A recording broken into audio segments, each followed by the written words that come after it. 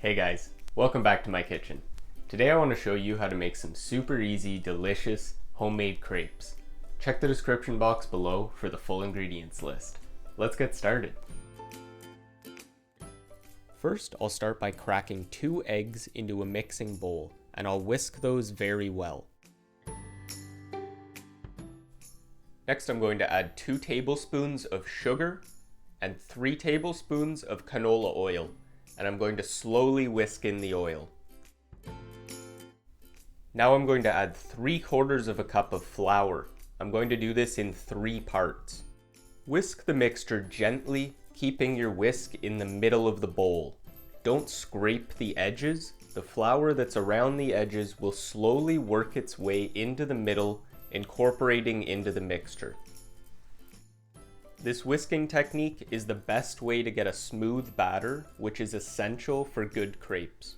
Use a strong, stiff whisk because it will become very thick. Next, I'm going to add 1 1/3 cups of milk.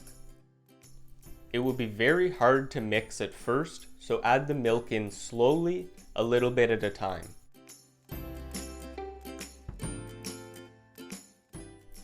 As you add more milk, the mixture will become easier to whisk.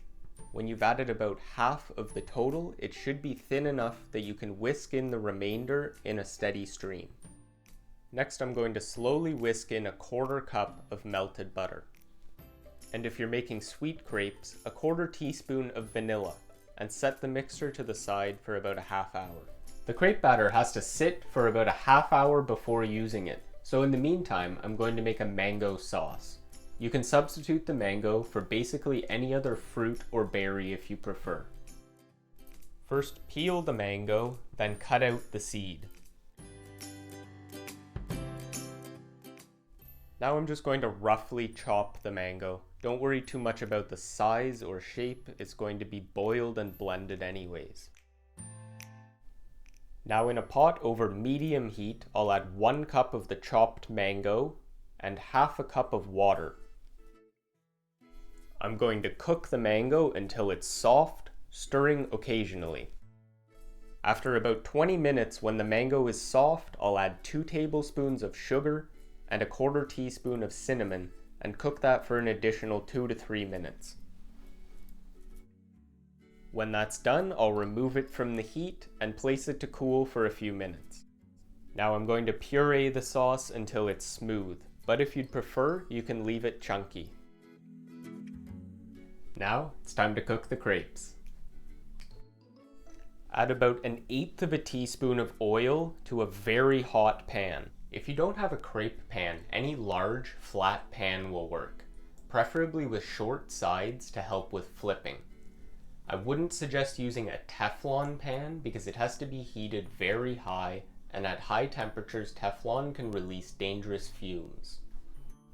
With a ladle, pour in just enough crepe batter to cover the bottom of the pan and cook for about 30 seconds. When the surface of the crepe looks dry and the edges have started to brown, go around the crepe with your spatula to make sure that the edges aren't stuck to the pan.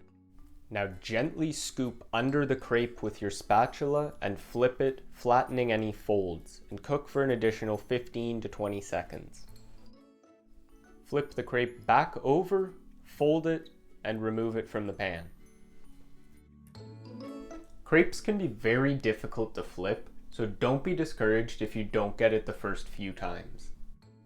For the best results, I would suggest wiping out the pan with a clean rag between cooking each crepe to remove any crumbs or excess oil. Serve the crepes immediately or keep them in a warm oven until you're ready to serve. Sprinkle the crepes with icing sugar and add any toppings of your choice. Today I made sweet crepes, but this recipe can also be used for savory crepes, such as my favorite asparagus, ham, and Hollandaise sauce. If you want to learn how to make your own Hollandaise sauce, check out my video on that. I'll leave a link in the description below. Thanks for watching. I hope you enjoyed the video. If you did, please like and subscribe to see more. If you tried the recipe, let me know in the comments how it goes. or if you have any requests for future videos. Till next time, take care and good luck cooking.